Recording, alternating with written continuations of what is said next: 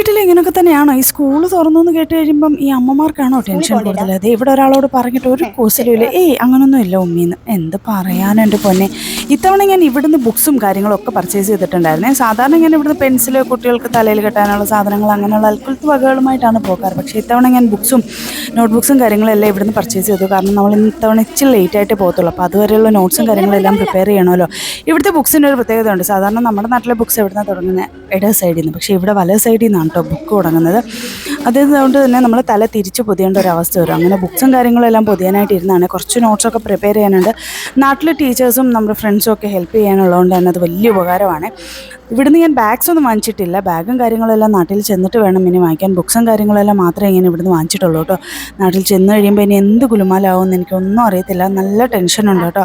എനിക്ക് സ്കൂൾ ഓർക്കുന്നതിൻ്റെ തലേന്ന് മൂലം നല്ല ടെൻഷനായിരുന്നു. യുവമാർക്കാണെങ്കിൽ ഒരു ടെൻഷനും ഇല്ലായിരുന്നു കേട്ടോ. പണ്ട് എൻ്റെ അമ്മ ഇരുന്ന് അടുക്കി പറക്കി ഒതുക്കി പറക്കി എല്ലാം പൊതിഞ്ഞ് ബ്രൗൺ പേപ്പർ ഇട്ട് സെറ്റാക്കി തരുന്നതിൻ്റെ ആ ഒരു വെപ്രാളവും ആ ഒരു ടെൻഷനും ഇപ്പോഴാണ് കേട്ടോ എനിക്ക് ഓർമ്മ വരുന്നത്. അപ്പോൾ ഇന്ന് ഇത്രയേ ഉള്ളൂ. വീഡിയോ ഇഷ്ടപ്പെട്ട എല്ലാവരും ഒന്ന് സബ്സ്ക്രൈബ് ചെയ്ത് കൂടെ കൂടാൻ മറക്കല്ലേ പ്ലീസ്.